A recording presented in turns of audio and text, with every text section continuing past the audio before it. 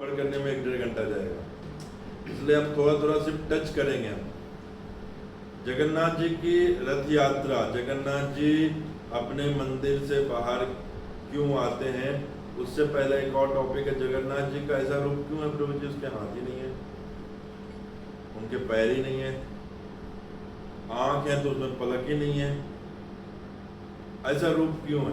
ये जगन्नाथ जी की थोड़ा थोड़ा, मैं बोला ना, थोड़ा थोड़ा मैं टच करूंगा और मैं प्रयास करूंगा कि रथ यात्रा भी कंप्लीट कर दूं और उनकी प्रसाद की महिमा भी बता दूं, और मैं प्रयास करूंगा कि रथ यात्रा वापस भी जो होता है, वापसी रथ यात्रा, वो भी मैं बता दूं। उससे पहले होता है हेरा पंचमी, वो भी मैं बताने का प्रयत्न करूंगा। ये थोड़ा थोड़ा टच करेंगे, क्योंकि फिर थोड़ा मन में क्वेश्चन मार्क आएगा, तो फिर हम अगले बार भी हम कथा सुनने का और जगन्नाथ जी के बारे में जानने का जिज्ञासा हमारे अंदर होगा। देखिए, जगन्नाथ जी का जो ये रूप है, जिनके हाथ नहीं है, कितने लोगों ने जगन्नाथ जी के दर्शन किए हैं? रथ यात्रा में कितने लोग आए थे वृंदावन गार्डन में? वेरी गुड, सब आए थे। कौन नहीं आया था? सब आए थे। आप नहीं आए थे? आए थे, हाथ खड़े करना चाहिए आपको। एक नहीं आया, कोई बात नहीं। आप नहीं थे अमृतसर में? कोई बात नहीं।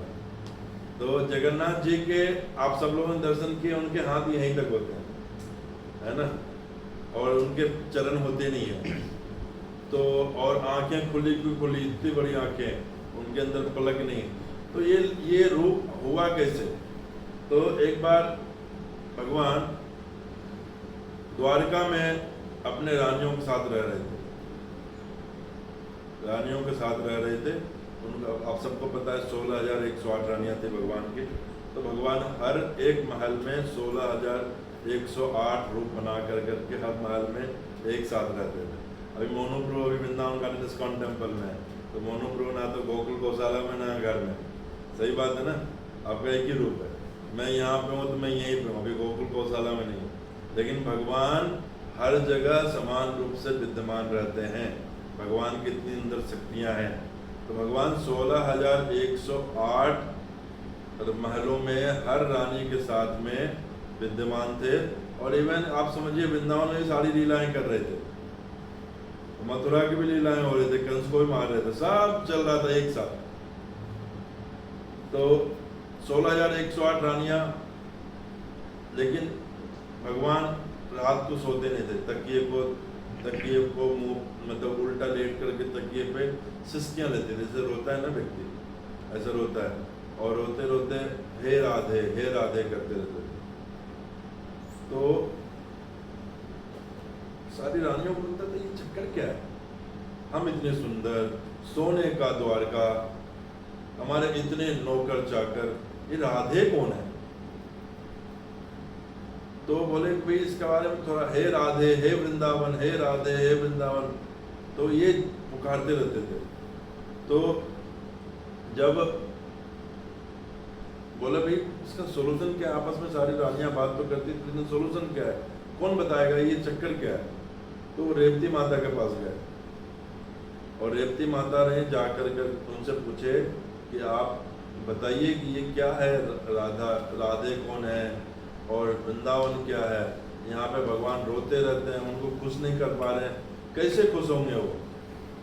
तो जब रेवती माता जब बताना शुरू किए, तो उन्होंने एक कंडीशन दिया कि आप ध्यान रखना, कृष्ण बलराम कोई भी द्वार पे नहीं आ पाए, तो उनको पहरेदार किसको बनाया? द्रौपदी को। किसको बनाया? द्रौपदी को पहरेदार बनाया कि वहाँ पे खड़े रहना, कोई कृष्ण बलराम अंदर आ नहीं सके। तो इतने मधुर लीलाएं बताना शुरू किया, वृंदावन की सारी लीलाएं। मैं डिटेल में नहीं जाऊँगा, मैं बार बार बोल रहा हूँ, नहीं तो आप लोगों के मन में लगेगा प्रोजेक्ट से टच करके निकल गए। तो जब द्रौपदी जी वहाँ पे कथा सुन करके मंत्र मुग्ध हो गए, पता ही नहीं चल रहा है कहाँ पे बैठे हुए, गर्मी है, सर्दी है, अमृतसर में है, वृंदावन में है, द्वारका में है, जगन्नाथपुरी में, कुछ पता ही नहीं उनको। इतने मग्न हो गई कथा सुनने में, और जब कथा सुनने में इतने मग्न हो गई, तो वहीं से कृष्ण बलराम दोनों आगे, उनको सुध बुध नहीं। और कृष्ण बलराम आकर करके सारी कथाएं, उनके बारे में जो कथाएं हो रही थी वो सुन रहे थे। अपने बारे में कोई सुनता है ना, तो जब आपके कोई ग्लोरिफिकेशन कर रहा है आपके पीठ पीछे तो बुराइयां करते हैं दूसरे की, अरे मैं जानता हूँ, आकर्षित को जानता हूँ, वो कैसा है, बस शकल ही उसका ऐसा है। पीठ पीछे तो सब बुराइयां करते हैं, लेकिन पीठ पीछे जो अच्छाइयाँ बोलते हैं सुनकर आश्चर्य होता है, वो वाह यार मेरा ध्यान रखता है। अभी मान लो आकर्षित कल गया नहीं हमारे साथ रथ यात्रा में, और रघुपति प्रभु उनके बारे में बहुत प्रशंसा कर रहे थे, यार आकर्षित होता तो बहुत आनंद आता, ये सुन करके उसको आनंद आएगा, ओहो क्या रघुपति प्रभु मेरे पीछे भी मेरे गुणगान करते हैं। तो इसी प्रकार से जब भगवान ने सुना, कृष्ण और बलराम ने जब सुना अपनी बारे में, क्योंकि उनको भी नहीं पता होता कि वो क्या कर रहे हैं। बहुत बार ऐसे होता है कि हम काम कर रहे होते हैं, अच्छे काम कर रहे होते हैं, तो भी पता नहीं होता है कि हम अच्छे कर रहे हैं, बुरे कर रहे होते तो पता होता ही नहीं है। हमने किसी को जोर से डांट लगा दी या थप्पड़ मार दिया, मैंने कहाँ गलती की, सामने वाले बेचारे के 5 उंगली के दाग लग गए, लेकिन हमें लगता है हमने कुछ तो किया ही नहीं। तो इसलिए जब भगवान के बारे में भगवान खुद सुने अपने बारे में, तो उन एकदम पुलकित हो गए, और उनका हाथ सब पीछे आ गया, मतलब हाथ छोटा हो गया, पैर तो गायब ही हो गया, आंखें खुली की खुली रह गई, फट गई आंखें। ओह, अभी सिंपल सी बात, अभी यहाँ पे अनाउंसमेंट हो जाए, मैं अनाउंसमेंट कर दूँ कि बाहर नीता अम्मा नहीं आ रही है। ओह प्रभु, अब नीता अम्मा में कम हुआ, बाहर अनाउंसमेंट कर दे क्या कि यहाँ पे दिशा पटानी आ रही है। दिशा पटानी है ना नाम, क्या नाम है, ऐसा ही है ना दिशा। तो आंखें फटे रहे, और ही जिसका रोल मॉडल होगा। तो इसी प्रकार जब कृष्ण ने सुना तो उनके अपने बारे में सुनकर करके इतना आश्चर्यचकित हो गए, उनकी आंखें खुले के खुले रह गए, और उसमें पलक भी हट गया। तो वो क्यों पलक हट गया, पलक डिस्टर्ब करता है, आप ध्यान रखो, 1 मिनट के अंदर आपका ना चाहते हुए इतना जल्दी पलक झपक जाएगा। तो वो कथा को सुनने और देखने में, वो लीलाओं का अनुभव करने में इतने मग्न हो गए कि भगवान का रूप ऐसा हो गया। ठीक है, तो हमने इसको देख लिए। तो ये चीज़ें तुरंत नारद मुनि जी पधार गए, और नारद मुनि बहुत बड़े भक्त हैं हमारे भगवान कृष्ण के, भगवान नारायण के। नारायण नारायण करते करते वहाँ पहुँच गए। बोलते भगवान ये कौन सा रूप धारण किया? तो भगवान फटाफट फिर अपने अलग अपने रूप में दो बाजुओं वाले हाथ में अपना मुरली लेकर करके उस रूप में आने लगे। लेकिन वहाँ पे उन्होंने प्रार्थना किया कि नहीं प्रभु, आप इसी रूप में रहिए, और इसी रूप में रह कर करके इस कलयुग वासियों को दर्शन दीजिए। तो वहाँ तो चेंज कर लिए, लेकिन फिर उन्होंने वरदान दिया, आशीर्वाद दिया नारद मुनि को, ठीक है तुम्हारी इच्छा है तो मैं इस रूप में आऊँगा। तो फिर ये कहानी हुआ कि फिर जाकर करके नील माधव हमारे उड़ीसा में थे, और वहाँ से नील माधव इंद्रदुम्न महाराज, और इंद्रदुम्न महाराज ने फिर उनको बुलाया, विश्वकर्मा जी को बुलाया, बूढ़े के रूप में विश्वकर्मा जी आए, और इस मूर्तियों को बनाने का नारद मुनि ने सारा गाइड किया, और उनको सारा बनाने का ये सारा कुछ शुरू किया, और बोला कि मैं दरवाजे बंद में बनाऊंगा, मेरा कोई दरवाज़ा नॉक न करे, खाना पीना भी कोई नहीं पूछे, और मैं अपने आप बनने के बाद मैं अपने आप आऊँगा बाहर। तो ऐसे ही हुआ। लेकिन कुछ समय के बाद, कुछ दिनों के बाद वो खट का आवाज़ जो होता है ना, लकड़ी छिलने का, ये सब करने का, वो बंद हो गया। जब बंद हो गया तो उनको लगा 1 दिन हो गया, 2 दिन हो गया, 3 दिन हो गया, लगा ये इतने बूढ़ा व्यक्ति था, कहीं मरमुंड तो गया, भूखे मर तो नहीं गया। तो फिर दरवाज़ा तोड़ा। जब दरवाज़ा तोड़ा तो देखा भगवान अभी तो इनकम्प्लीट है। तो फिर नारद मुनि वहाँ फिर से आते हैं राजा के पास, बोलते इनकम्प्लीट नहीं है, यही स्वरूप है भगवान का। तो जगन्नाथ, बलदेव, सुभद्रा महारानी का तो हाथ भी नहीं है, क्योंकि वो सबसे नज़दीक थी, सुन रही थी, उनका हाथ भी, पूरा हाथ भी चला गया अंदर। जगन्नाथ और बलदेव का तो आधा हाथ है भी, सुभद्रा जी का तो हाथ भी नहीं है। तो ये जगन्नाथ जी अपने इस रूप में आकर के कलयुग देखा जाए तो भगवान 4 युग होते हैं। कितने लोगों को पता है 4 युग कौन कौन से होते हैं? नए स्टूडेंट्स। यस। सतयुग, त्रेता, द्वापर, कलयुग। सतयुग, त्रेता, द्वापर, कलयुग। यस, सतयुग, त्रेता युग, द्वापर युग। Very good. तो ये 4 युग होते हैं और चारों युग के आपको पता है, कितने लोगों को पता है 4 धाम जो विष्णु के धाम है, 4 धाम भारत में, वो कौन कौन से धाम है? कितने लोगों को पता है? आप करेंगे 1 2 3 4। और किसी को नहीं पता? पता होना चाहिए आप सबको। यस प्रभु जी। बद्रीनाथ, बद्रीनाथ, द्वारकापुरी, द्वारकापुरी, रामेश्वरम, रामेश्वरम और जगन्नाथ। वेरी गुड, ताली बजाओ। अब ये इसको कनेक्शन करके बता सकते हैं 4 युग और ये 4 धाम। तो कौन से युग में कौन से भगवान की पूजा बताई जाती है? यस, सतयुग में बद्रीनारायण, सतयुग में बद्रीनारायण, ध्यान से सुनिए। त्रेता युग में रामेश्वरम, त्रेता युग में रामेश्वरम। द्वापर- रामेश्वरम में कौन से भगवान है? रामेश्वरम में भगवान ज्योतिर्लिंग में श्रीरंगनाथ जी। जी। श्रीरंगम। द्वापर युग में विभीषण जी इनके हाँ। और द्वापर युग में द्वारिकाधीश और कलयुग में जगन्नाथ। जय ताली। Very good. तो प्रभु जी को एकदम परफेक्ट है, कोई भी कंफ्यूजन नहीं है माइंड में, ऐसा हमें पता होना चाहिए। तो ये 4 युग में, अलग अलग युग में, अभी हम कौन से युग में रह रहे हैं? कलयुग के भगवान कौन? जगन्नाथ जी। और हम किनका पूजा करते हैं आज तक? राम और कृष्ण की। देखा जाए तो जय गौर से ही कृष्ण से ही जगन्नाथ, लेकिन जगन्नाथ डायरेक्ट। गौरांग महाप्रभु भी सेम, गौरांग को भी महाप्रभु कहा गया, जगन्नाथ को भी महाप्रभु कहा गया। कृष्ण कौन से युग के थे? कृष्ण कहाँ हुए? द्वारका में। वृंदावन धाम तो है, लेकिन कलयुगी, हम लोग कलयुगी लोग हैं। कलयुगी लोगों के लिए हमारा धाम कौन सा?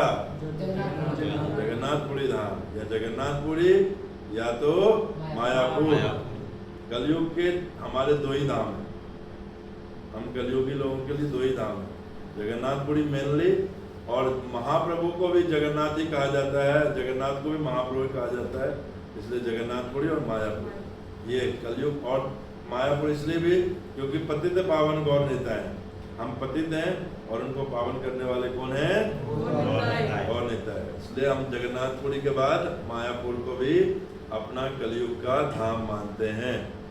तो भगवान जगन्नाथ कलयुगी लोगों को कृपा करने के लिए, भगवान जगन्नाथ, इतना हम सौभाग्य होने के बाद भी प्रभुपाद जी की संस्था में, स्पेशली पूरे विश्व में आज देखा जाए तो श्रील प्रभुपाद जी जैसा कोई संत आज तक नहीं हुए जो कि पूरे विश्व भर में जगन्नाथ जी की रथ यात्रा को प्रचालन किया। जो कि जगन्नाथ जी की रथ यात्रा प्रभुपाद जी से पहले सिर्फ जगन्नाथपुरी में हुआ करता था, लेकिन श्रील प्रभुपाद की कृपा से आज पूरे विश्व में, हर देश में, हर कॉन्टिनेंट में जगन्नाथ जी की रथ यात्रा होती है। श्रील प्रभुपाद की जय। तो ये प्रभुपाद जी की बड़ी असीम कृपा है। आज उसकी, उनकी कृपा से हम लोग भी जगन्नाथ जी के बारे में जान पा रहे हैं। तो नॉर्मली लोग क्या होते हैं कि चलो जी बांकी बिहारी चलो, ठीक है, बांकी बिहारी जाना गलत नहीं है, वृंदावन जाना गलत नहीं है, लेकिन हमारा रियल में कलयुग का धाम क्या है? हरे कृष्ण। कलयुग का धाम क्या है? कलयुग का धाम क्या है? जगन्नाथपुरी मायापुर धाम। तो ये जगन्नाथपुरी और मायापुर धाम को हम अपना जीवन बनाना चाहिए। तो ये जगन्नाथ जी की रथ यात्रा, जो लोग दुष्ट लोग, इतना होने के बाद भी, अभी प्रभु जी ने बताया कि उनको पता था कि इस्कॉन में आने से पहले भी, या इस्कॉन में टच में आने से पहले जगन्नाथ जी कोई भगवान होते हैं, तो उसके पहले हमको राम और कृष्ण ही पता थे। तो यही हालत अभी पूरे संसार में है। पूरे अमृतसर में है। अमृतसर की जनसंख्या अगर मान लो 20 लाख लोग मान लो, तो 20,000 लोग से ज़्यादा लोगों को पता नहीं जगन्नाथ जी को। यार 2 लाख लोग बहुत ज़्यादा बोले, 2 लाख लोगों को नहीं पता होगा। मतलब 10% भी अभी लोगों को पता नहीं है, 1% लोगों को पता है जगन्नाथ जी को। और जगन्नाथ जी को हम अगर नहीं जाने, गौरांग महाप्रभु नहीं जाने, तो हमारा जानिया सोनिया बिस खाइनो, हरि हरि विफले जन्मा गवाइनो। तो हरि का भजन नहीं किया तो हम जन्म जानबूझ करके विष खाने के बराबर है। इसलिए हमें जगन्नाथ जी के बारे में भगवान फिर भी कृपा करते हैं। इतना होने के बाद फिर से कृपा करते हैं, बोलते चलो ठीक है, तुम लोग नहीं आ पाते हो ना, मैं ही आता हूँ साल में एक बार बाहर। सिर्फ जगन्नाथ जी एक ऐसे हैं जो कि बाहर रथ पे आते हैं और लोगों को दर्शन देते हैं, और आंखें पूरा खुला, कोई पलक भी नहीं है। हम जगन्नाथ जी को देख पाए ना देख पाए रथ पे, लेकिन जगन्नाथ जी हमें जरूर देखते हैं। एक कथा सुन रहा था मैं आज जगन्नाथ जी के बारे में। तो जगन्नाथ जी का मूड क्या है, रथ पे चढ़ के कहाँ जाते हैं? गुंडीचा मंदिर। गुंडीचा मंदिर क्या माना जाता है?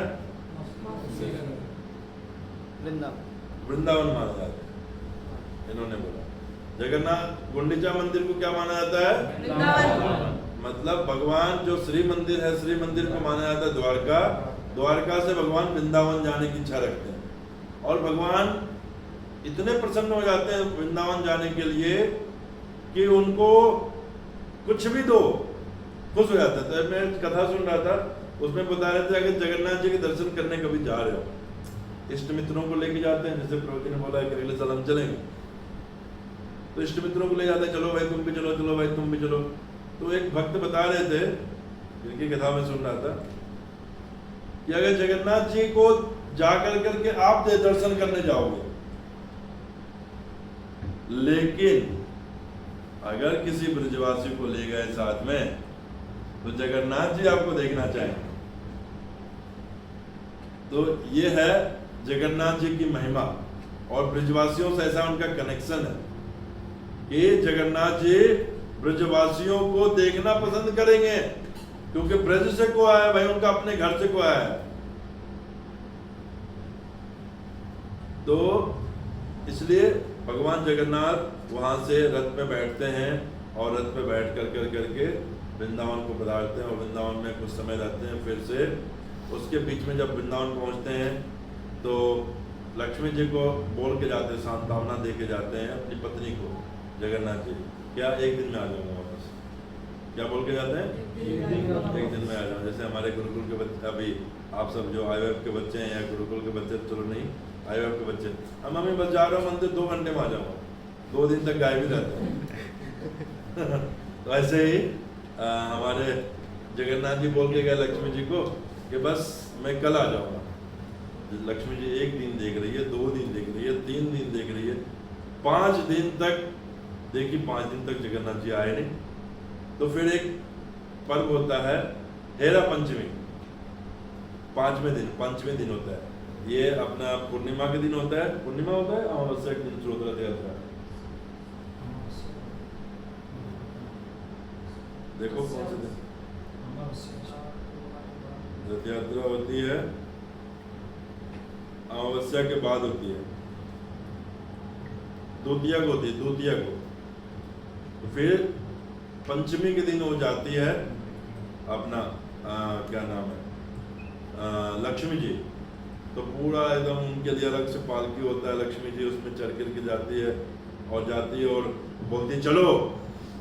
तो जगन्नाथ जी सुनते ही नहीं है उनकी बात, नहीं सुनते हैं। तो फिर गुस्सा आता है उनको लक्ष्मी जी को, और लक्ष्मी जी अब जगन्नाथ जी का रथ थोड़ा सा तोड़ देती है रथ को, और फिर गुस्से में चले जाती है वापस अपने वहाँ पहुँच जाती है। फिर जगन्नाथ जी का रथ वापस आता है 7 दिन के बाद। तो 7 दिन के बाद जब वापस आता है जगन्नाथ जी का रथ, तो फिर बाहर पहुँचते हैं। तो बलदेव और सुभद्रा महारानी को लक्ष्मी जी तो बोलती कोई बात नहीं, आपको आना है आ जाओ। जगन्नाथ जी बोलते ना नो एंट्री, जगन्नाथ जी को बोलते नो एंट्री। तो जगन्नाथ जी स्त्रियों को क्या अच्छा लगता है? सोना चांदी ज़्यादा अच्छा लगता है ना, गोल्ड सिल्वर डायमंड ज़्यादा पसंद होता है। तो भगवान जगन्नाथ क्या करते हैं? सोने का वेश धारण करते हैं, सोनार वेश। तो जगन्नाथ जी जो सोना पहनते हैं वो कुछ अप्रॉक्स 30 किलो सोना होता है। कितना? 30 किलो। 30 किलो सोना। तो कितना होता है 30 किलो सोना? रेट निकालोगे तो कहाँ से कहाँ पहुँचोगे। तो उनका हाथ, उनका मुकुट, उनका सारा कुछ उनका सोने का बेस होता है कि लक्ष्मी जी हमें देखेगी तो फिर मोहित हो जाएगी, तो फिर हमें बुला लेगी। लक्ष्मी जी को कोई फर्क नहीं पड़ा, गुस्से में थी। फिर और सोचिए जगन्नाथ जी को 8 पहर में भोग लगता है, 8 पहर में भोग लगते रहता है और 56 प्रकार का व्यंजन का भोग लगता है और हांडियां भर भर के भोग लगता है। इतना एक दिन में भोग लगता है कि कम से कम 50,000 लोग एक दिन में भोजन कर सकते हैं। कितना लोग? 50,000 लोग। सुबह से लेकर रात तक का भोग इतना लगता है कि 50,000 लोग प्रसाद पा सकते हैं रोज। रूटीन है ये, मिनिमम 50,000 लोग खा सकते हैं प्रसाद, इतना भोग लगता है। अब वहाँ से अपने मौसी के घर में चले गए गुंडीचा में, वहाँ भी भोग लग रहा था इनको। लेकिन जब वापस आए तो लक्ष्मी जी ने दरवाजा बंद कर रखा है। अब जगन्नाथ जी लिटरली जब आज पहुंचे, कल पहुंचे थे, आज सोनार वेश है, आज की जो तिथि है आज सोनार वेश का दर्शन होगा। और कल वहां से खा के निकले थे गुंडीचा मंदिर से, कल से लेकर के कल भी कोई भोगने लगा, आज भी कोई भोगने लगा, और कल है अधरपना, कल भी कोई भोगने लगेगा, परसों भी शाम तक कोई भोगने लगेगा। परसों शाम को जाकर रसगुल्ला खाएंगे और रसगुल्ला खा करके फिर अंदर पहुंचेंगे मंदिर में। जो भगवान दिन भर में 24 घंटे में 8 बार भोग खाने वाले, उनको 4 दिन तक कुछ खाने भी नहीं मिलता है। तो वो क्या खाते हैं वो 4 दिन में? जब हम जैसे भक्त लोग जा कर करके नीचे से भोग लाते हैं, जगन्नाथ जी आपको खाने में कुछ मिलने रहा है खा लो, मैं जो लाया वही खा लो, तो वो वाला भोग लगाते हैं जगन्नाथ जी, और वो हम कृपा करते हैं। और ये सोनार वेश हो गया। फिर अगले दिन फिर क्या होता है, फिर जगन्नाथ जी को समझ में नहीं आता है क्या किया जाए क्या नहीं किया जाए। फिर जगन्नाथ जी साड़ी लेके आते हैं और साड़ी देते हैं, माताओं को कपड़े पसंद होते हैं तो साड़ी देते हैं लक्ष्मी जी को। लक्ष्मी जी का मंदिर वहाँ पे है, रथ यहाँ पे खड़ी रहती है, तो यहाँ से उनके पंडित, जगन्नाथ जी के पंडित लक्ष्मी जी को साड़ी दिखाते, ले लो साड़ी, हमें आने दो। बोलते हैं इतना साड़ी चाहिए ना, आने दूंगा। तो उधर लड़ाइयाँ होती, फिर साड़ी जिस दिन देते हैं उस दिन प्रॉपर लड़ाई होती है। ये अब जगन्नाथ जी वाले पंडित लक्ष्मी जी के पंडित को गाली देते हैं, और लक्ष्मी वाले जी वाले जगन्नाथ जी को पूरा प्रॉपर गाली, जैसे लड़ाई होता है ना, प्रॉपर गाली गलौज होता है। तो फिर भी बाद में नहीं होता है, ऑप्शन नहीं मिलता है। तो अधरपना जो होता है कल जो होगा उस दिन भगवान को बड़े बड़े, क्योंकि फास्टिंग हो गया, आज भी फास्टिंग हो गया प्रॉपर, कल तो सुबह के खाए हुए हैं, आज भी कुछ नहीं मिला। कल अगले दिन होकर करके फिर भगवान को बहुत पेय पदार्थ, अलग अलग पेय पदार्थ, कुछ छाछ टाइप का, कुछ जूसेस टाइप का, इतने बड़े बड़े, मतलब मेरे से भी ज़्यादा हाइट के, इतने बड़े बड़े मिट्टी के घड़े में, ऐसा लंबा घड़ा होता है, और उसमें भर भर करके भोग लगाया था जगन्नाथ जी को। और जब भोग लग जाता है तो उस घड़े को वहीं पटक दिया जाता है, रथ पे ही टूट जाता है, और वो पूरा का पूरा बहता रहता है रोड पे। तो हमने पूछा कि अब इस पे पैर रखेंगे तो अपराध नहीं होगा, और ऐसा क्यों किया था, जगन्नाथ जी के प्रसाद को फेंका क्यों जाता है? आपके मन में भी आ रहा होगा ये बात। तो बताया गया हमें पंडितों के द्वारा और भक्तों के द्वारा कि जगन्नाथ जी किसके नाथ हैं? जगत के नाथ। तो वो सबके लिए है। अब आपको सबको पता है जगन्नाथ मंदिर में सिर्फ हिंदुओं को प्रवेश है, वो भी भारतीय हिंदुओं का, बाहर के लोगों का प्रवेश नहीं है। तो जगन्नाथ जी हर किसी पे कृपा करना चाहते हैं, भूत प्रेत इस सब पे कृपा करना चाहते हैं, तो उनको प्रसाद भी नहीं मिल पाता, क्योंकि भूत प्रेत भी अगर आनंद बाजार में जाएगा तभी तो खाने मिलेगा। तो जगन्नाथ जी साल भर में एक दिन वो जो अधरपना वाला जो होता है, अधरपना मतलब अधर से पान किया हुआ, अधर से पान किया हुआ, उसको जो रोड पे छोड़ते हैं वो एक्चुअली एज ए प्रसाद के रूप में भी नहीं लेना चाहिए। हमने सोचा था कि भगवान को भोग लगाया तो प्रसाद के रूप में ले लें, बोलते नहीं, ये सिर्फ और सिर्फ भूत प्रेत इन लोगों के लिए होता है और वो आते हैं वहाँ पर और उसको ग्रहण करते हैं। तो जगन्नाथ जी के ये होता है। फिर नीलाद्री विजय होता है। नीलाद्री विजय मतलब जो अगले दिन होगा, आज कल नहीं परसों वाला जब नीलाद्री विजय में फिर भगवान लक्ष्मी जब पिघल जाती, माता जल्दी पिघल जाती है, एक दो दिन गुस्सा करते पिघल जाती, फिर पिघल जाते, फिर रसगुल्ले का भोग लगता है। लक्ष्मी जी रसगुल्ला भेजती है, इतना रसगुल्ला होता है, इतना रसगुल्ला होता है, ये भी 50,000 1 लाख लोग खा सकते हैं आराम से, इतना रसगुल्ला होता है। हम 2 साल पहले गए हुए थे, तो इस 2 साल पहले हम ये वाले तीनों कार्यक्रम देखा हमने, तो हमें एक मटका भर करके रसगुल्ला मिला, हमने सबको खिलाया और फिर भी बचा रह गया। इतने रसगुल्ले होते हैं आप सोच भी नहीं सकते हो। रसगुल्ला जिसके पास देखो सबके पास मटके में रसगुल्ला, सब कुछ वहाँ मिट्टी के बर्तन में भोग लगता है भगवान को। तो फिर वो ये वाला कार्यक्रम होता है। फिर भगवान अंदर जाते हैं और अंदर जा करके भगवान फिर अगले दिन से भोग बनना शुरू होता है, फिर भगवान भोग ग्रहण करते हैं। तो आप सबने ये जगन्नाथ जी की यहाँ तक की लीला सुन ली। अब जगन्नाथ जी भक्तों के साथ में किस प्रकार से लीला करते हैं। अभी हम लोग भक्त हैं ना, कितने लोग मानते हैं हम भक्त हैं? अभी भक्त नहीं हो आप लोग? फिर क्या हो, भक्त नहीं हो? अरे भक्त बनने का प्रयत्न तो कर रहे हैं ना, कितने लोग ऐसे? Very good. जब भक्त बनने का प्रयत्न कर रहे हैं तो एक भक्त हुए, भक्तों की परीक्षा भी भगवान बहुत लेता है, बहुत ज्यादा परीक्षा लेते हैं भगवान भक्तों की। एक भक्त हुए माधव दास जी। कौन? माधव दास जी। माधव दास जी। माधव दास जी बहुत पहुंचे हुए भक्त थे, जैसे प्रभुपाद जी हमारे, आपको पता चल जाए आपके घर में प्रभुपाद जी आ रहे हैं भोजन करने के लिए, कैसा लगेगा? पूरा सब पुराना सामान फेंको, नया लाओ, डेकोरेट करो, सब कुछ करो, बढ़िया एकदम मस्त दुनिया भर का व्यंजन बनाओ, है ना, ऐसा करो। ऐसे माधव दास जी बहुत फेमस भक्त हुए थे जगन्नाथपुरी के। तो जहाँ पे जाते थे भोजन करने के लिए, वहां पे वो क्या करते थे? हरे कृष्णा, स्वागत है आपका। तो माधव दास जी जब वहां भोजन करने जाते थे, टाइम है, तो वहां पे उनको बहुत व्यंजन बनाते थे।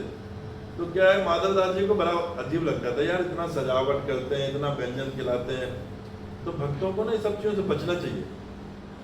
लेकिन आजकल क्या है, हम भक्त बने ना, हमको अरे 2 आइटम खिलाया मेरे को बस। जैसे कल हम चंडीगढ़ रथ यात्रा में सब बोल रहे थे, अरे यार क्या खिलाया, दाल में लौकी डाल करके खिलाया।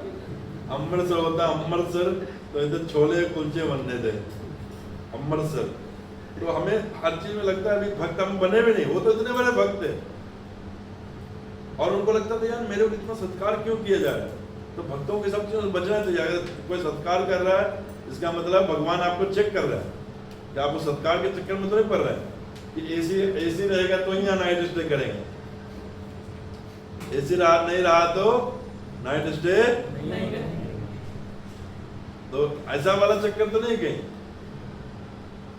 भगवान बराबर चेक करते हैं। अभी जब मैं जगन्नाथपुरी जा रहा था, मैं अपनी घटना बताऊं।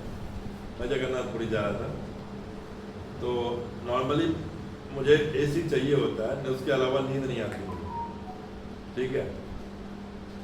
तो हमारे भक्त लोग बोल रहे थे कि प्रभु जी आपको बिना एसी के तो नींद आएगा नहीं, आप क्या करो, रूम बुक किया कि नहीं किया, रथ यात्रा में रूम मिलता नहीं है, ऐसा है वैसा है, दुनिया भर की बातें। तो मैंने बोला यार मिल जाएगा, क्या दिक्कत है, भगवान की कृपा है यार, कहीं ना कहीं तो हो ही जाएगा अरेंजमेंट। अब उन्होंने वो डिवोटी गए हुए हैं, उनके साथ रह लूंगा, उनके पास एसी रूम है। वो डिवोटी गए हुए हैं, उनके साथ रह लूंगा, उनके पास एसी रूम है। बाय चांस ऐसा हुआ वो डिवोटी भी नहीं मिले, वो डिवोटी मिले तक नहीं 3 दिन में जगन्नाथपुरी में। आप परेशान हो गया। अब उनको फोन कर रहा हूँ, बोलते हैं ऐसे जगह पे है जो वहां जाना ही मुश्किल काम है, सब जगह बैरिकेडिंग होता है, इतना बड़ा रथ यात्रा है। अब मैं कमरा ढूंढ रहा हूँ। अभी भक्त लोगों ने क्या बोला अमृतसर में कि प्रभु जी बिना एसी के तो जगन्नाथपुरी में तो इतनी फटी गर्मी होती है, आपको तो रहा ही नहीं जाएगा। और जगन्नाथ जी ने ये टेस्ट लेना चाहा और हमें सच में एसी रूम नहीं मिला। फाइनली हमें एसी रूम मिला ही नहीं कहीं, हम नॉन एसी रूम में रहे। फिर मुझे वो दिन याद, वो बातें याद आई कि यार भाई भगवान की कुछ ना कुछ जरूर लीला है इसमें, इसलिए भगवान ऐसा चाहते हैं। फिर नॉन एसी रूम में रहे। तो भगवान टेस्ट लेते हैं कि आप सच में तुम मुझे मिलने आए हो कि अपने मौज मस्ती करने घूमने आए हो, पिकनिक पे आए हो। लोग पिकनिक पे भी जाते हैं। एक हमारे साथ गए, हमारे जानकार थे, यहाँ अमृतसर एयरपोर्ट में मिल गए और फिर वो गए हमारे साथ। मैं बोला आपका कहाँ रुकने का अरेंजमेंट? बोलते ताज में। मैं बोला वाह यार, ताज जगन्नाथपुरी, बढ़िया। फिर मैंने वो चेक कर, बैठे बैठे फ्लाइट में चेक किया, मैंने ताज का रेंट क्या है रूम का, देख तो लूँ भाई, चलो औकात तो नहीं है, देख तो लें कम से कम। मैंने देखा 26,000 रुपये पर डे। चलो उन्होंने पहले बुक किया, वो 7-8 हज़ार का तो कम से कम होगा ही होगा। मान लो 1 महीना पहले बुक कर लिया होगा, 7-8 हज़ार का तो कम से कम होगा। उस दिन मैंने चेक किया कि आज का रूम कितने का रेंट है भाई, 26,000 रुपये पर डे। अब प्लस टैक्स भी 3-4 हज़ार रुपये का था, तो मतलब टोटल 30,000 रुपये पर डे। मैंने बोला भाई हम तो इतने में तो 2-4 साल जी लेंगे, हम इतने में एक दिन छोड़ दो, 2-4 साल जी लेंगे। तो लोग भगवान टेस्ट करते हैं। और जब मैं भगवान की आशीर्वाद और कृपा समझ कर करके हम रह गए जगन्नाथपुरी में, वो नॉन एसी रूम में, तो भगवान ने ऐसी कृपा करी कि हम पहली बार गए और हम भगवान को गर्भगृह में जाकर करके दर्शन किए जब निकल रहे थे। तो वो जो मुकुट लगता है ना, जो ऐसे ऐसे हिलते रहता है, वो एक स्थान गर्भगृह से बाहर निकाल कर करके गेट के पास। अब लोग जगन्नाथपुरी कितने लोग हैं इसमें से? 2 लोग। जगन्नाथपुरी में जहाँ 3 लोग। जगन्नाथपुरी मंदिर में जब एंटर करते हैं मंदिर में, वो लाइन खत्म होने के बाद जहाँ एंटर करते हैं, जहाँ पे लेफ्ट साइड में महाप्रभु जो खड़े होकर के दर्शन किए थे, जहाँ पे उनका उंगली का निशान गरुड़ स्तंभ के पास, वो वाला जो गेट है, वहाँ पे जगन्नाथ जी बाहर आते हैं और वो मुकुट वहाँ पे बांधा जाता है। और जहाँ पे बांधा जाता है मैं वहीं पे करा था। और इतने नज़दीक से दर्शन। तो फिर मेरे को लगा नहीं, कुछ ना कुछ पाने के लिए तपस्या तो करनी पड़ेगी। तो ये जीवन में आप सब लोग भी ध्यान रखिए कि अभी जो हम कंफर्ट जोन में हम रहना हम चाहते हैं और हमको सब कुछ अच्छा चाहते हैं हम लोग, इसके साथ साथ में तपस्या भी जरूरी है। तपस्या किस प्रकार का? जिस प्रकार से आपको प्रभु जी बताते होंगे, सुबह जल्दी उठना, माला जप करना, 4 नियमों को बड़ी ही कड़ाई से पालन करना। जब ये सब कुछ करेंगे, प्रभुपाद जी के पुस्तकों का पढ़ना, लोगों तक बांटना और पढ़वाना उनको, और लोगों को ले करके आना। ये हॉल अभी भी खाली पड़ा है, हॉल में इतना जगह पूरा ठस होना चाहिए, लोग जगह नहीं होना चाहिए। ये भी एक सेवा है, ये भी एक तपस्या है। आप लोगों को इनवाइट करके लाइए, समझ रहे हैं? तो ये जब जगन्नाथ जी की, हम कहाँ तक पहुँचे थे? जगन्नाथ जी की हम कथा सुना रहे थे, माधवदास जी की।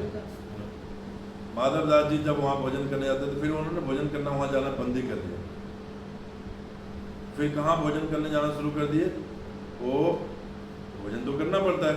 फिर जगन्नाथपुरी गलियों में घूमते घूमते गए, एक बूढ़ी माता है, लेकिन बड़ी तेज, बोलते ना, बहुत लोग हमने देखा होगा, बहुत ओल्ड एज होने के बाद भी उसके अंदर शरीर में बहुत फुर्ती होता है।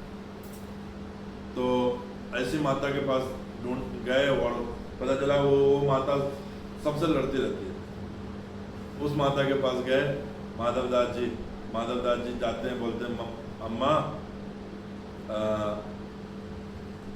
मुझे भूख लगी है, मुझे प्रसाद बना खिला दो। तो माधव दास जी को बोलती है माता कि ये प्रसाद तो हम लोग खा चुके हैं। बोलते कोई बात नहीं, खा चुके तो फिर से बना दो। बोलते यार तो अच्छा लग रहा है, बोल रहा है बनाने के लिए तो बना देते हैं, कोई बात नहीं। आजकल की माता तो है नहीं कि मेड को बुलाएगी तब बनाएगी, खुद तो आता नहीं बनाने किसी को। आज तो मेड के भरोसे जिंदा रहते हैं आजकल। इसलिए आपको यहाँ पर ट्रेनिंग दिया जा रहा है प्रसाद बनाने का कि कोई चक्कर नहीं, शादी करो तो भी नहीं बना के मिलेगा, उससे अच्छा करो ही नहीं। बिंदास अपना हाथ क्या, अपना हाथ जगन्नाथ। इसलिए वो ज़्यादा टेंशन में नहीं रहने का। शादी करेंगे फिर बीवी बोलेगी मैं बीमार हूँ तो ही बना ले, तो किया किस लिए शादी, उसे जग करने का ही नहीं, बिंदास रहने का। प्रभुपाद जी क्या बोले थे जब कि मैं काम वासनाओं से बचा हुआ हूँ इसलिए मैं पूरे संसार में प्रचार कर पा रहा हूँ। काम वासनाओं से बचना है, और सबसे बड़ा काम वासनाओं का आकर्षण क्या है, स्त्री। अगर इससे बच गए तो संसार में सब कुछ कर लेंगे।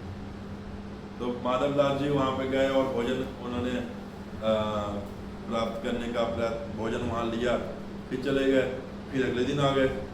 बुढ़िया सोचती है ये बड़ा साधु लगता है, कल इसको बड़ा टेस्टी लग गया इसलिए फिर से आ गया ये खाने। उनको क्या पता था कि रोज ही बिग मांग के खाते हैं, मधु कड़ी करके खाते हैं।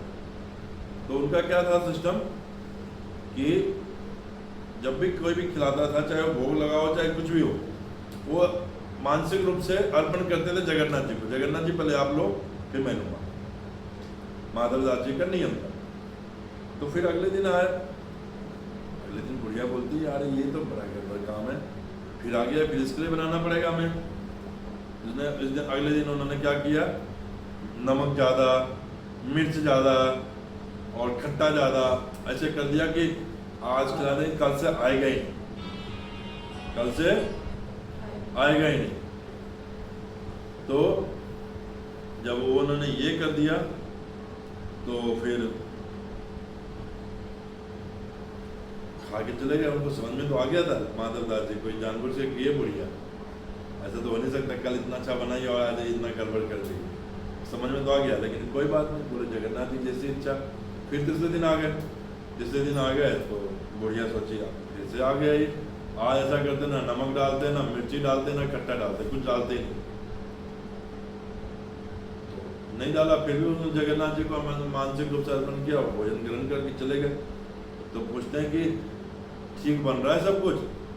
तो माधव दास जी क्या बोलते हैं, नहीं नहीं अरे कल तो बेकार था, ऐसा नहीं। भक्तों के अंदर क्या होता है, सब में अच्छा गुण होता है। बोलते माता तुम तो बड़ी महान हो, हम 3 दिन आपके यहाँ भोजन ग्रहण किए, तीनों दिन अलग अलग स्वाद। वाह क्या कमाल है आपके हाथ, तीनों दिन अलग अलग स्वाद। ये नहीं बोल रहे कि गलत स्वाद है अच्छा स्वाद है, मतलब तीनों दिन अलग अलग स्वाद। तो फिर बोलते हैं बड़ा चक्कर है। चौथे दिन आया, चौथे दिन बुढ़िया को बनाने की इच्छा ही नहीं थी, अब तो बनाऊंगा ही नहीं। बोलते कुछ ग्रहण करा दो, तो पोछा मार रहे थे तो पोछा उठा के फेंक दे। बोलते ये ग्रहण कर लो, क्या पोछा ही ग्रहण कर लो। तो लेके चले गए, लेके चले गए पोछा लेके गए, उसको धो कर करके सुखा दिए। जब सूख गया तो उसका रोई रोई निकाल कर करके उसका बत्ती बना दिए, और बत्ती बना के जगन्नाथ जी को आरती कर दिए। जगन्नाथ जी प्रसन्न हो गए, बोलते यार ये तो माधव दास तो बड़ा कलाकार आते हैं, ये तो कुछ भी इसको दो हमारी सेवा में लगा देता है ये तो भक्तों को ऐसा इंटेलिजेंट होना चाहिए कि आपको कुछ भी दिया जाए उसको भगवान की सेवा में किस प्रकार लगाना है उसको सीखना है। माधव दास जी की कथा के माध्यम से हमें ये सीखना है। ये नहीं कि आज पनीर नहीं मिला जैसे कल चंडीगढ़ में नहीं मिला था तो शुरू हो गया अरे प्रभु अमृतसर तो अमृतसर है प्रभु, अमृतसर क्या प्रभु, पूरी भी दिया सूखा सूखा, चावल दाल भी दिया, वो भी कौन सा लौकी वाला। अरे तो हम भक्त अभी है नहीं ना, मैं इंक्लूडिंग माई सेल्फ, मैं तो सबसे बड़ा, आप लोग तो फिर भी भक्त हो, मैं तो अभी बना भी नहीं हूँ। तो ये चीजें हमें हम क्या है, साधु नहीं है, हम क्या है, स्वादु है। स्वादु, स्वाद चाहिए हमें, स्वाद। जैसे रात को हमने बर्फी का डब्बा खोला, याद है, याद है, स्वाद लगे, आने दो और दूसरा डब्बा भी खोलो, अरे ये स्वाद लगे, तीसरा खोला, अरे इसमें स्वाद नहीं है, वापस रख दो। तो हम लोग साधु नहीं है, हम लोग क्या है, साधु। आप स्वादु बने रहना है या साधु बने रहना है, तो आपके ऊपर है।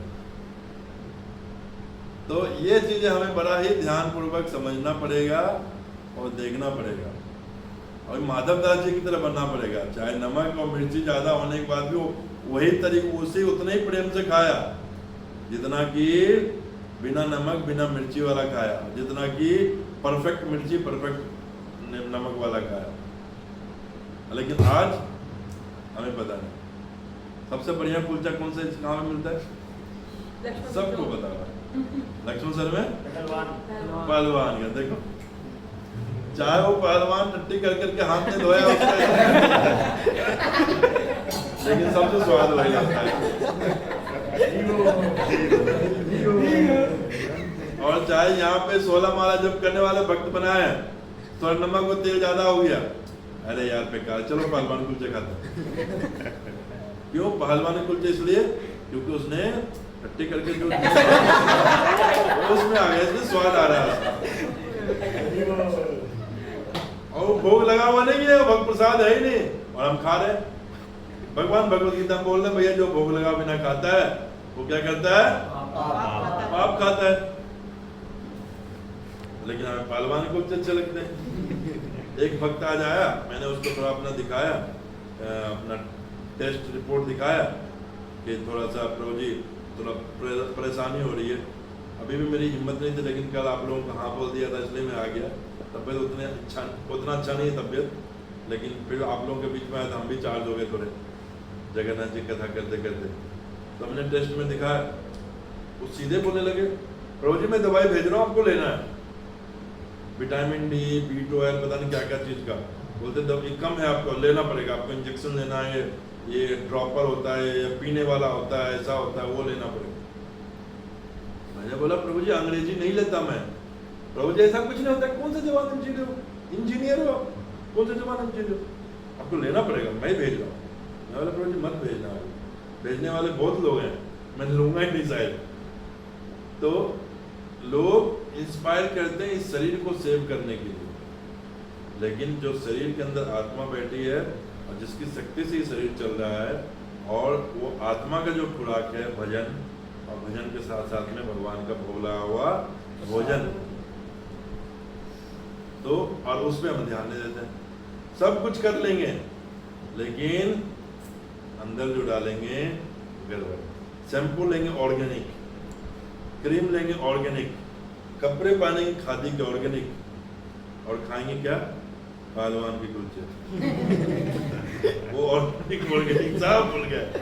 क्यों? स्वाद इसका बढ़िया है। अब क्यों स्वाद बढ़िया है? ये पसीना डाला हुआ है, पसीने का स्वाद है। हम जो अंदर हमें डालना है वो हमें कोई उसका ध्यान नहीं, ऑर्गेनिक है या ऑर्गेनिक नहीं है। जो सुन रहे हैं क्या ऑर्गेनिक सुन रहे हैं, जो बोल रहे हैं क्या ऑर्गेनिक बोल रहे हैं, जो देख रहे हैं क्या ऑर्गेनिक देख रहे हैं। अरे भाई ये जो 5 इंद्रियां हैं इसको ऑर्गेनिक करो। 5 इंद्रियों को ऑर्गेनिक करने मतलब सबसे ज्यादा ऑर्गेनिक क्या है? जय जगन्नाथ। इससे ज्यादा ऑर्गेनिक कुछ है? जगन्नाथ जी से ऑर्गेनिक कुछ है? यही गौर, सही कृष्ण, सही जगन्नाथ। और यही नहीं चाह कर करके हम बाकी सब कुछ चाहते हैं। बाकी हम संसार के हर एक चीज चाहने में लगे हुए हैं कि हमें ये भी मिल जाए, हमें ये भी मिल जाए। तो पुत्रम देहि, धनम देहि, सुंदरीम देहि, भजन गाते हैं, हम माला भी करते हैं, अरे सुंदरी मिली नहीं अभी तक, कब मिलेगी?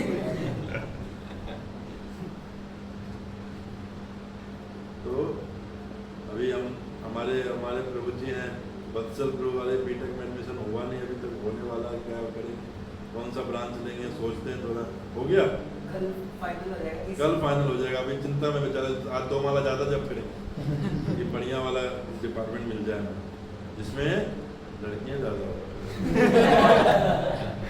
इंजीनियरिंग स्टूडेंट है, इसलिए हम जानते हैं इंजीनियरिंग का स्टूडेंट का हालत। तो पहले लड़के का इंटरेस्ट किसी फील्ड में है, मान लो उसका सिविल इंजीनियरिंग में इंटरेस्ट है, मैकेनिकल इंजीनियरिंग में इंटरेस्ट है, वो जानबूझ के दो डिपार्टमेंट लेगा नहीं, क्योंकि इसमें दोनों में लड़कियां होती नहीं। वो एडमिशन लेगा जाके इलेक्ट्रॉनिक्स कम्युनिकेशन में, पता है उसका आगे फ्यूचर है नहीं, इलेक्ट्रॉनिक्स कम्युनिकेशन मत लेना, आगे फ्यूचर है नहीं उसका, लेकिन उसमें जानबूझ के एडमिशन लेगा। क्यों? क्योंकि उसमें लड़कियां हैं, आँख को सेकने में काम आएगा। ये सब हालत है। अरे भैया आँख को सेकना, जगन्नाथ जी देखो ना भाई, जगन्नाथ जी तो कभी आँख पल के झपकाते भी नहीं है और सारी एनर्जी वहीं से आती है, लेकिन हमें तो कुछ और ही चाहिए। हम पता है कौन सा ग्रुप के आदमी है? हमने एक ग्रुप का नाम बनाया, ग्रुप का नाम है HNS। HNS ग्रुप का आदमी है। क्या फुल फॉर्म है? क्या फुल फॉर्म है? HNS ग्रुप का आदमी है। हम नहीं सुधरेंगे चाहे कुछ भी बोल दो प्रभु जी कथा में, हम नहीं सुधरेंगे। हम HNS ग्रुप का आदमी। अरे HNS ग्रुप से हट करके आप कौन से ग्रुप में आओ? इस्कॉन ग्रुप में आओ। इस्कॉन से भी सुनो, इस्कॉन से भी सुनो, इसलिए नाम है इस्कॉन। इस्कॉन से भी सुनो, इस्कॉन से भी सुनो। बाहर कुछ नहीं निकालो, बाहर सिर्फ निकालना है तो महामंत्र निकालना है। हरे कृष्णा हरे कृष्णा कृष्णा कृष्णा हरे हरे, हरे राम राम राम हरे हरे। तो इस्कॉन में आने का ये मतलब, इस्कॉन से भी सुनो, इस्कॉन से भी सुनो और महामंत्र निकालो। अब ये नहीं कि अरे उस भक्त के बारे में बोल रहा है कुछ गड़बड़ सुन लो, उस भक्त के बारे में बुराइयां और ही सुन लो, ऐसे नहीं। या अर्जुन प्रभु भी थोड़ा पहलवान के कुलचे खा गया है, या मोनू के कुलचे खा गया है। मोनू कुलचे बनाता है, मोनू कुलचे भी फेमस है इस साइड में, लोहार का रोड है, मोनू कुलचे फेमस है। तो इसके लिए दोस्ती और इसके लिए कान मत खोल के रखो, इसके लिए कान बंद कर दो। गांधी जी के 3 मंत्र, बुरा ना देखो, बुरा ना सुनो, बुरा ना बोलो। क्या करो? हरे कृष्णा कृष्णा कृष्णा हरे हरे, हरे राम राम राम हरे हरे। इसके साथ ही क्या बोल हरि बोल। तो हम यहीं पर रुक जाएंगे, आप लोगों के क्वेश्चन आंसर के लिए समय दे देंगे। कहने के लिए बहुत कुछ है। प्रभु जी मेरे को कल रात को बोले थे 1.5 घंटा बोलना है, मैं सोचा कैसे बोलूँगा। जगन्नाथ जी के पास 1 घंटा तो बोल ही लिया कम से कम, और शायद आप लोगों के जीवन में कुछ तो समझ में आया होगा जगन्नाथ जी की लीलाएं। और किन्हीं का कोई प्रश्न है तो पूछिए, अदरवाइज मेरा प्रश्न आपके लिए आएगा। प्रश्न है आप सबके लिए। एनीबॉडी है एनी क्वेश्चन? यस प्रभु जी। लॉन्ग टर्म के लिए काम वासना से कैसे बचें? लॉन्ग टर्म के काम वासनाओं से कैसे बचें? श्रीमद् भागवतम पढ़ के, इसको छोड़ के भागवतम पढ़ के। इसमें नहीं पढ़ना भागवतम, पुस्तक में पढ़ना। भागवतम पढ़ो, सेवा करो। यस। जो व्यक्ति भक्ति में टिका रहना चाहता है उसको अपना मित्र बनाना चाहिए भागवतम को। जो भागवतम रखा है ना पीछे 18 बुक सबसे ऊपर वाला रैक में, इसको अपना मित्र बनाना चाहिए, क्योंकि Bhagavatam is non different from Krishna. If you are reading Bhagavatam that means you are associating with the Krishna, directly association with the Krishna. You are chanting, then you are also associating with the Krishna, but sometimes your mind is here and there, so you cannot associate Krishna directly. But reading Bhagavatam carefully, attentively, it's a very direct connection with the Krishna. And directly ऐसा नहीं जाके 10वें स्कंद पढ़ो, पहले स्कंद के पहले page से सब कुछ पढ़ते हुए। Without Bhagavatam you cannot become a devotee. ऐसे जितने भी कथा भी होती है वो भागवतम की होती है, लेकिन अगर if you want to become a preacher and become a very sincere devotee of Krishna, then you have to read Bhagavatam. First read Bhagavad Gita, small books, then Bhagavatam, then Chaitanya Charitamrita. Yes. Any question? Yeah. एक और से अभी question पूछा कि वासना long term कैसे control करें, पर जब आ रही है तब क्या करना चाहिए? अपने आप को डाइवर्ट करना चाहिए, सेवाओं में लगा देना चाहिए, अकेले नहीं रहना चाहिए, भक्तों की संगति में रहना चाहिए। जैसा करोगे संग अवसर चलेगा रंग। काम वासना वाला व्यक्ति के साथ रहोगे तो काम वासना ही आएगी। भक्तों के साथ यहाँ पे नाचो गाओगे, यहाँ पे काम वासना का मैं बोलता हूँ उसका बाप नहीं आ सकता काम वासना का बाप नहीं आ सकता इधर भक्तों के साथ में बैठे। और ये घर में जाओ या टपोड़ी में जाओ, टपोड़ियों के साथ में खड़े हो जाओ रंजित एवेन्यू में, चाहे चंदन टिक्का भी लगा लो, काम वासना आएगी। संगति स्थान का बहुत बड़ा फर्क पड़ता है। आप कैसे स्थान पे खड़े हो, कैसे स्थान पर रह रहे हो। तमोगुणीय स्थान है, रजोगुणीय स्थान है, सत्वगुणीय स्थान है। जैसे गौशाला है, गौशाला सत्वगुणीय स्थान होता है। शहर है, शहर तमोगुणी होता है, रजोगुणी होता है। और अंधेरे वाला जगह है, जमीन से नीचे है जहाँ अंधेरा, जैसे यहाँ लाइट लगी है, यहाँ लाइट ठीक है चलेगा। जहाँ अंधेरे वाला जगह है, कम लाइट है, तमोगुणी स्थान, वहाँ नींद आएगी, चाहे जितना मर्जी माला लेकर के बैठ जाओ, ऐसे करके नींद आएगी। अपन खेत है, जंगल है, सत्वगुणी स्थान। इसलिए पहले साधु लोग जंगल में जाकर तपस्या करते हैं सत्वगुण के लिए। गुण बहुत वेरी करता है, जिस गुण में है आप उस गुण के अनुसार ही आपको आगे भक्ति में आगे प्रगति मिलेगी। और उसी गुण का एक 3 गुण के ऊपर हमारे पास सेमिनार है, सत्वगुण, तमोगुण, रजोगुण। उसके क्या क्या है हमारे पास प्रॉपर पीपीटी है। कभी ये समय मिलेगा तो हम आपको उस पर चर्चा करेंगे। सत्वगुणी व्यक्ति के अंदर क्या खाने की इच्छा करती है, उसकी क्या सोने की इच्छा करता है, कहाँ घूमने की इच्छा करता है। रजोगुणी व्यक्ति को क्या खाने की इच्छा करता है, उसका भोजन क्या है, ये क्या है, वो क्या, इसे अपने आप पता चल जाएगा। आपको बताने की जरूरत नहीं, आप सत्वगुण में हो, रजोगुण में हो, तमोगुण में। यस हम हमारी वृत्ति गुणों के हिसाब से जी, अगर हम सतोगुणी के नहीं हैं और हम चाहते हैं उसकी तरफ जाना, लेकिन पुरानी आदतें नहीं छूटती, तब क्या? संगति करो, फिर भी संगति करो, सब कुछ संग से जुड़ जाएगा।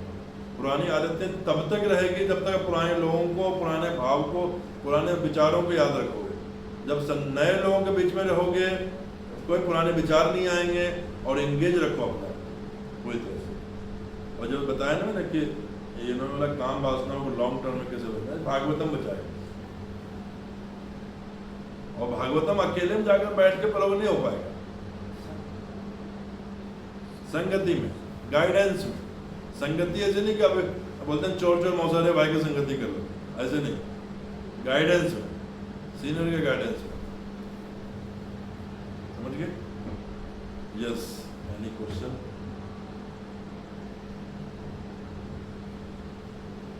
कोई प्रश्न नहीं? समझ ही नहीं आया कुछ? समझ नहीं आया कि समझ में आ गया?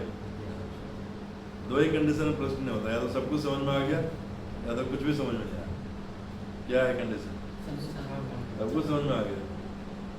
Very good. फिर बताइए, मैंने बोला क्वेश्चन आंसर करूंगा मैं। बताइए, जगन्नाथ जी की आज कौन सी लीला हो रही है जगन्नाथ जी? हाँ, रथ यात्रा वापस आ रही है। कितने लोगों लगता है सही बोला इसने? हाथ करे करो। 1 2 3 4। जो लोग हाथ नहीं करे करे उनसे पूछो, नहीं लग रहा तो क्या लग रहा है? जिसने हाथ करे कर लो। नहीं बताइए क्या आज वाली? मैंने आज बताया, मैंने क्लियरली क्लास में बताया। सोने वाली क्या? सोना? आज सोनार वेश है। आज सोनार वेश है। रथ यात्रा कल रिटर्न कल ही आ गई थी। कल वापसी रथ यात्रा कल ही हो गई थी। आज क्या है? सोनार वेश। Very good. मानस प्रभु, सोनार वेश के बाद कल कौन सा लीला होगी जगन्नाथ जी की? हाँ, साड़ी वाला नहीं। यस, हाँ, रसगुल्ला नहीं। हाँ, क्या नाम है उसका? अदरपना। अरे आप नहीं बोलो अभी, इन लोगों का देखते मेमोरी टेस्ट कर रहे हैं थोड़ा। कौन सा लीला है आज? कल अदरपना क्यों? Very good. अदरपना में क्या भोग लगता है भगवान को? मतलब जो भी पेय पदार्थ, लिक्विड। Liquid, very good. किसमें भोग लगता है? स्टील में? Very good. कल कौन सा होगा? कल का जो लीला, कल नहीं परसों, अदरपना के बाद परसों की जो लीला होगी उसको क्या बोलते हैं? हाँ, रसगुल्ला है तो होता है, रसगुल्ला का भोग लगाया तो उसको बोलते क्या है उसको? परसों वाले दिन को मैंने बताया था, किसी को नहीं पता? नीलाद्री विजय। नीलाद्री में आ गए अभी और उनका विजय हो गया। नीलाद्री विजय, ठीक है। बहुत बहुत धन्यवाद। मुझे लगता है मैं जल्दी खत्म कर दिया आपका, 7 बजे एग्जैक्ट हुआ। नहीं मेरे प्रसाद अभी आने में टाइम है, 7:15। ओके, ठीक है। क्वेश्चन आंसर सेशन हम करना चाहते हैं। आप लोगों के पास मन में प्रश्न आज के टॉपिक से अलावा कुछ है, भक्ति से रिलेटेड कुछ भी या कैरियर से रिलेटेड, तो भी पूछ सकते हैं। जैसे हम माला करते हैं, कई बार मतलब माला करते करते सुबह भी माला जब जैसे करते हैं, मैं जैसे मैं घर पे भी करता हूँ, मतलब माइंड बड़ा डाइवर्ट होता है। तो वो ऐसा क्यों होता है कि मतलब माला लगातार चल रही होती है, 8वां माला के पास भी माइंड डाइवर्ट हो जाता है, मतलब माइंड की ओर चलता रहता है। वो कॉमन सा चीज़ है, वो माइंड को हमको लेकर आना पड़ेगा, क्योंकि माइंड, हमारा मन ना कितने जन्मों से, कितने हजारों जन्मों से संसार में भटक रहा है। तब उसको हम भगवान में लगा रहे हैं तो क्या होता है? अभी जैसे हमारे दवा बाजार वाले प्रभु जी हैं, दवा बाजार वाले के बगल में कोई मेडिकल वाला होगा, उसका ग्राहक होगा, दवा बाजार में जाएगा तो क्या करेगा? खींचेगा उसको, खींचेगा, बोलेगा मैं डिस्काउंट देता हूँ दवा बाजार से ज़्यादा, तुम मेरे पास से ले जाओ। तो यही चीज़ होता है। अभी तक हम माया के सेवक थे, अभी हम भगवान के सेवक बन रहे हैं, तो माया क्या करती? खींचती है। कोई बात नहीं, मैं डिस्काउंट देता हूँ, क्यों जा रहे थे भगवान के पास? उनका नाम क्यों जप रहा है? तुम मेरे पास ही रहो और मैं तुम्हें डिस्काउंट दे देता हूँ, समझ रहे ना? तो ये चीज़ें होती है, ये संघर्ष तो करना ही पड़ेगा। और लेकिन संघर्ष करते रहेंगे, मन को फिर से एकाग्रित करते रहेंगे। इसलिए बोला जाता है जब मन इधर उधर भटकना शुरू होता है जप करते समय, तो हमें जोर जोर जप करना चाहिए। जोर से जप करिए और कान सुनिए, ध्यान दो। प्रोसेस ये है जप करने का। बोलिए हरे कृष्णा कृष्णा कृष्णा हरे हरे, हरे राम राम राम हरे हरे। इसको सुनना पड़ता है, जोर से जप करिए, सुनिए। जितना जोर से करता है मन इधर उधर ज़्यादा भटकता है, तो और जोर से जप करिए। मन को थप्पड़ मारिए। मन को थप्पड़ कैसे मार सकते? ये तो गाल को लगेगा। मन को थप्पड़ मारना तो भी मारो। भक्ति सिद्धांत महाराज बोलते थे सुबह उठते 20 जूते मारो, 100 जूते, 100 जूते अपने मन को मारो उठते ही। मन इतना मत मार से मारा, जूते से मारो मन को, दूसरे को नहीं मारना, अपने को मारना। ऐसा शुरू हो गया दूसरे को मारना है, माना तो उठा के बत्सल को मार रहा है। ऐसा नहीं करना भैया, अपने अपने मन को जूते मारो। मन को जूते ये मानना है कि उसको गालियां दो। तुम समझता है मैं बहुत पढ़ा हूँ, बहुत अच्छा भक्त बन गया, बहुत अच्छा तिलक लगा रहा हूँ, तो कुछ नहीं है, तो बेकार नाले कीड़ा, ऐसे जूता मारो। ऐसा नहीं जूता खोल के मारना नहीं शुरू करो। मन को जूते से मारा जाता है। ऐसे मारोगे तो सर को मारोगे जूते, मन को नहीं। मन को ऐसे बोलो हम नाली के कीड़े हो, तुम क्या अपने आप को बड़ा बोलते हो, बैखान कहते हो, मैं प्रवक्ता हूँ, कीर्तनिया हूँ, मृदंग बजाने वाला हूँ, या भक्त हूँ, या तिलक सुंदर लगा। लोगों को अहंकार आ जाता, तिलक लगाना शुरू हो जाते थे। 4 तिलक लगा ले सुंदर, तो अरे मेरा तिलक बहुत सुंदर है, मेरा स्टाइल बहुत सुंदर है, किसी का मेरा चश्मा बड़ा सुंदर है, कोई ड्राइव करता है बाइक तो है, मैं बड़ा जबरदस्त कट मारता हूँ। अरे प्रभु बस बैठ जाओ मेरे पीछे, हनुमान जी ज्यादा फास्ट पहुंचाऊंगा मैं। अहंकार हर जगह आती है। अहंकार को जूते मारना, मन को जूता मारना मतलब अपने अहंकार को जूता मारना कि तुम, हम कुछ नहीं है, हम क्या है, नाली की कीड़े हमारे गुरु महाराज की कृपा से, प्रभुपाद जी की कृपा से आज हम कुछ कर पा रहे हैं, भक्ति कर पा रहे हैं, उनकी सिर्फ हम बदौलत। तो आप लोग देखो ना अपने जीवन को थोड़ा दिन पीछे जाकर, जब जुड़े नहीं थे क्या हाल था, कितने बजे उठते थे, क्या खाते थे, क्या रहन सहन क्या था, देखो अपना जीवन। भगवान ने, प्रभुपाद जी ने, गुरु महाराज ने, भक्तों ने आपको इस लायक बनाया है, तो आपका कोई योग्यता उसमें नहीं है, सब गुरु की योग्यता है, भक्तों की योग्यता है। उसी कारण हमें सबसे पहले विनम्र बनना पड़ेगा। जब विनम्र बनने के लिए कोई दवाई नहीं खानी होती, दवा बाजार में मिलता होगा, मिलता है रोज, कोई दवाई नहीं मिलता है, दवाई खान अहंकार को जूते मारोगे तो ही विनम्र बन पाओगे, और हर चीज क्रेडिट गुरु को देना शुरू करोगे तो आजकल अलग अलग चीजें हैं। अरे प्रभु जी मैंने ये रील बनाया जबरदस्त, सबसे ज्यादा हिट हुआ, इसमें भी अहंकार आता है। मैंने ऐसा जबरदस्त शूट किया प्रभु जी, वो क्या फोटो क्लिक किया, अच्छी बात है, बताना भी चाहिए, इसका ये मतलब नहीं सब कुछ छोड़ खा के बैठ जाओ, करना भी जरूरी, लेकिन अहंकार मत लाओ ना। आज हम इस योग्य बने, किसने योग्यता दी? भक्तों ने योग्यता दी, गुरु महाराज ने योग्यता दी कि हम भगवान का कम से कम फोटो क्लिक कर पा रहे हैं। और इस्कॉन किन्होंने बनाया? प्रभुपाद। क्या बोलते हैं इस्कॉन का हमारा हर एक केंद्र क्या है? प्रभुपाद क्या बोलते हैं? मेरा शरीर है। अब उस शरीर के अंदर हम बैठे हुए हैं, उधर भोजन कर रहे हैं, उधर प्रसाद ग्रहण कर रहे हैं, उधर ही फोटो क्लिक कर रहे हैं, तो किनका क्लिक कर रहे हैं? प्रभुपाद। किन्होंने शक्ति दिया? प्रभुपाद ने। और हम अपने आप मैं जबरदस्त रील बनाता हूँ, अहंकार बढ़ेगा। मैं जबरदस्त गाता हूँ, जैसे ये इनका था एक रील, तुम लोग के मेरे तो बाएं हाथ की बात है, निर्जला एकादशी कर क्या हाल तो सब रील में देखा ही आप लोग। तो ये वाला हाल से रील यही सब हाल होगा, समझ रहे हैं ना यार? परफेक्ट एग्जांपल है इसको समझने के। ये नहीं कि हम 4 माला शुरू कर जा रहे हैं, मेरा तो बाएं हाथ में खेल रहा है, फिर डांडा फिस ऐसे। यस ब्रो, हो गया? यस। एज ए यूथ जैसे हम न्यू आए हैं, तो हमारा मेनली क्या फोकस होना चाहिए? हमारा फोकस होना चाहिए सेवा, भक्ति, आज्ञा पालन, बस। सब कुछ भी फोकस मत करो, सेवा भी नहीं, भक्ति भी फोकस मत करो, आज्ञा पालन फोकस करो। आज्ञा पालन में सब कुछ आ जाएगा आज्ञा पालन में सब आ जाएगा। आज्ञा मिलेगी, 16 माला जप करो, करोगे, सेवा करो, सेवा करोगे, आज्ञा पालन को फोकस करो जीवन में।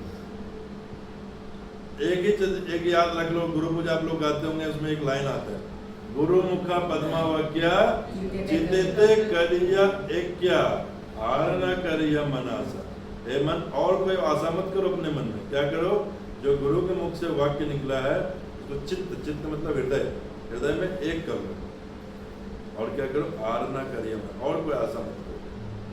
तो हमारे लिए जो हमारे शिक्षा गुरु हैं, जो हमें गाइड करते हैं, वो भी हमारे लिए गुरु हैं, क्योंकि वो जो बोल रहे हैं वो उनके गुरुजी बोल रहे हैं, और जो उनके गुरुजी बोल रहे हैं वो प्रभुपाद जी बोल रहे हैं, तो डायरेक्टली प्रभुपाद जी की आज्ञा हो। इसलिए जीवन में एक ही चीज, चालाकी करोगे भक्त बन जाओगे, फेमस हो जाओगे, लेकिन टाइंडर फिश हो जाओगे कुछ दिन में, लंबे नहीं चल पाओगे। इसलिए वो हमेशा याद रखो, कछुए और खरगोश की कहानी। कछुआ बनो, खरगोश नहीं। खरगोश बनना है, लेकिन खरगोश बन करके नहीं, कछुआ बन करके थोड़ा एडवांस वर्जन में आ जाओ, थोड़ा फास्ट हो गए, लेकिन चलना है कछुए की तरह, आराम आराम चलो। ये नहीं कि आज 16 माला की, आज 64 माला कर लिए, 3 दिन छुट्टी, 3 दिन रेस्ट। ये खरगोश यही किया था ना, मैं तो बहुत फास्ट आ गया, कछुआ तो बहुत पीछे है, थोड़ा रेस्ट कर लेता। फिर पता चला रेस्ट करने के चक्कर में उसको नींद आ गई, कछुआ पहुंच गया।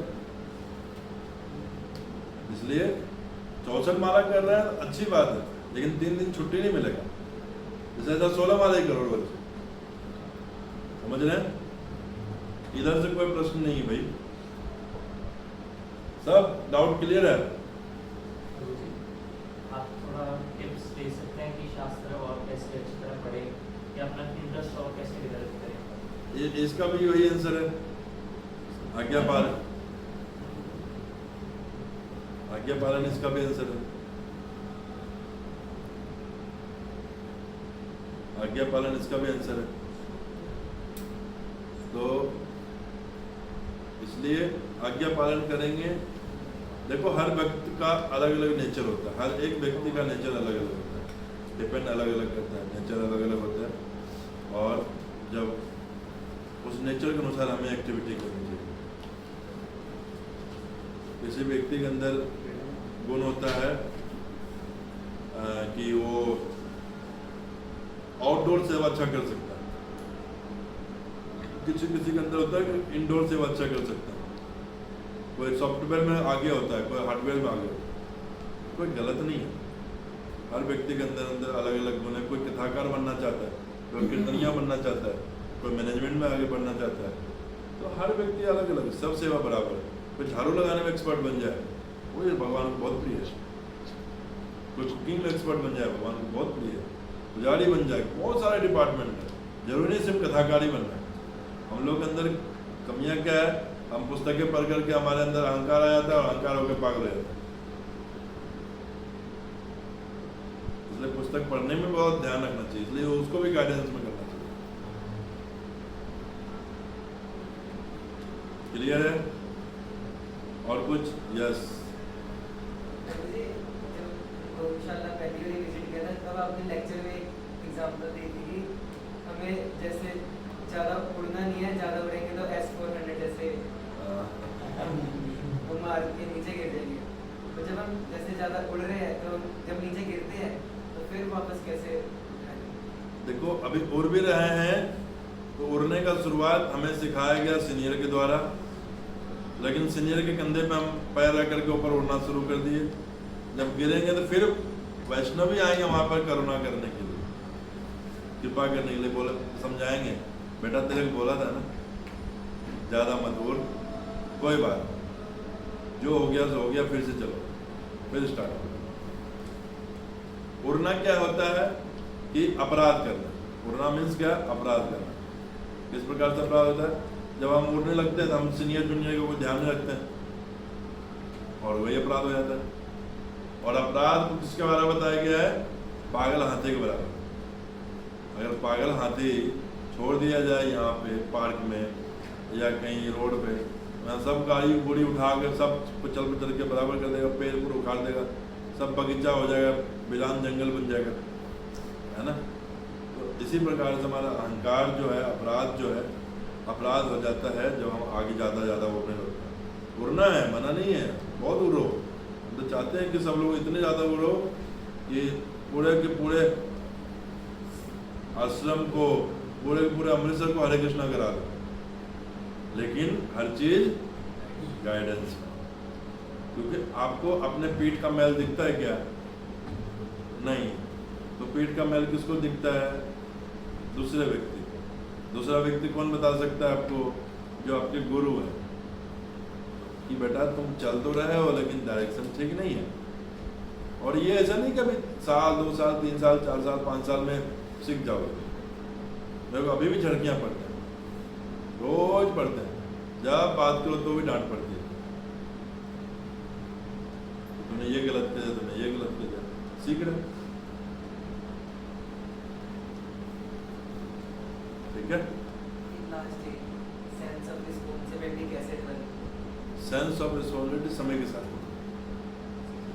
समय के साथ धीरे धीरे सब कुछ समझ आ रही है, धीरे धीरे करके सब समझ आ रही है। लगे रहिए। ये श्लोक याद रखिए, उत्साह निश्चय धैर्य तत्कर्म प्रवर्तना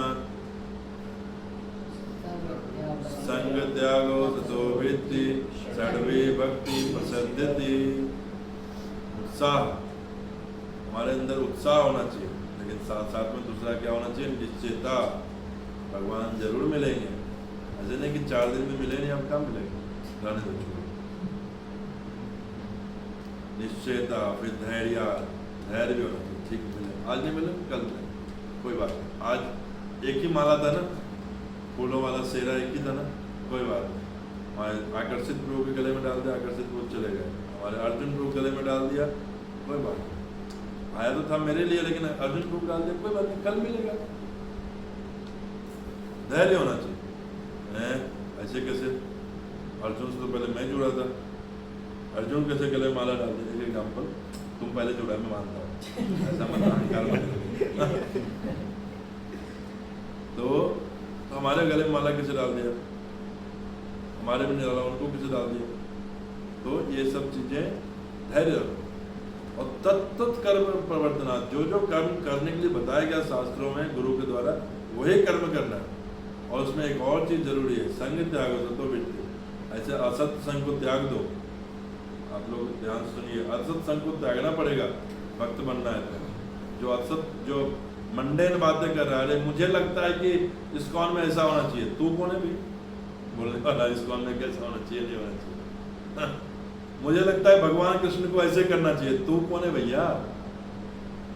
हमें लगता वाली जो व्यक्ति बातें करता है उस व्यक्ति को थोड़ा दूरी रखो।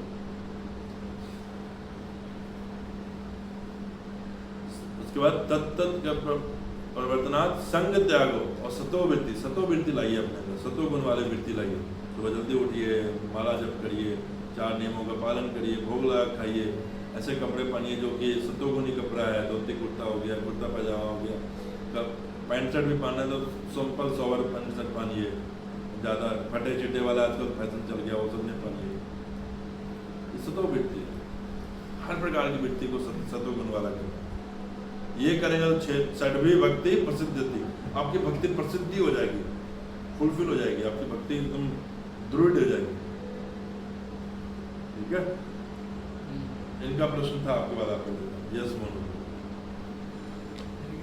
मेरा प्रश्न था कि जैसे कि मैं इतना नहीं पढ़ा, मुझे पढ़ना आता नहीं है, तो जैसे कि अब मैं पढ़ा लिखा हूँ नहीं, मुझको नहीं भगवान मिल सकते, कहते ना ज़्यादातर पढ़े लिखे जल्दी आपको पहले मिलेंगे, आपको पहले मिलेंगे।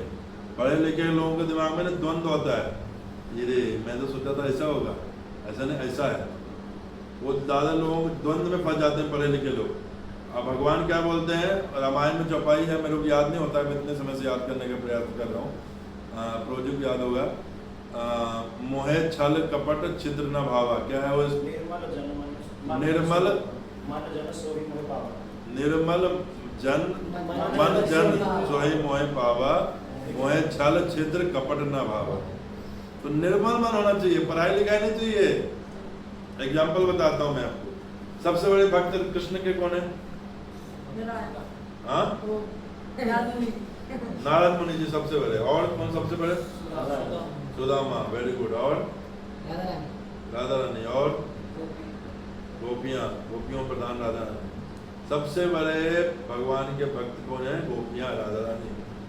बताओ कौन से गोपियां पीएचडी की हुई? ये देखो कोई पीएचडी, सबसे बड़े भक्त बन गए ना। पढ़ाई जरूरी है? जरूरी है? नहीं जरूरी, लेकिन आज्ञाकारिता यहाँ भी जरूरी है। जितना बताया जाए सेवा करिए और आनंद से रहिए, कोई जरूरत नहीं पढ़ाई लिखाई का, ये जड़ विद्या है। प्रभुपाद बोला करते थे ये सब एजुकेशन जो है ना, ये स्लॉटर हाउसेस है, ये ना कॉलेज है ना स्कूल्स है, ये स्लॉटर हाउसेस है, मतलब कसाई खाना है। तो पढ़ाई लिखाई भक्ति के लिए कोई जरूरत नहीं है। अगर पढ़े लिखे हैं तो आप शास्त्रों को पढ़ सकते हैं, दूसरे को पढ़ा सकते हैं, समाज में एक अच्छा इम्पैक्ट आता है, लेकिन भक्ति के साथ साथ में बाधा भी होती है। यस प्रभु। 4 गुणों की जो पालना करने को कह रहे हो, 4 गुण कौन से? 4 नियम कौन से? अच्छा प्रश्न है। पहला नियम है किसी प्रकार का मांसाहार नहीं करना, उसमें लहसुन प्याज भी आता है। दूसरा नियम है किसी प्रकार का नशा नहीं करना, उसमें चाय कॉफी भी हम लोग इंक्लूड करते हैं। तीसरा नियम है अवैध संबंध नहीं बनाना। शादी हो गई है तो पत्नी के साथ संबंध केवल पुत्र प्राप्ति के लिए, पुत्री प्राप्ति के लिए, संतान प्राप्ति के लिए। नहीं हुई शादी, ब्रह्मचारी है तो पक्के ब्रह्मचारी जीवन बिताना। और चौथा नियम है जुआ सट्टा नहीं खेलना, और उसमें आजकल पबजी भी आता है, इससे बच कर। ये 4 नियम है। लहसुन प्याज आप क्या है, जैसे कि घरों में तो होता है नॉर्मली कि आजकल कुछ छोड़ते हैं, खा लेते हैं जी, खा लेते हैं। और अगर जैसे कि घर पे मैं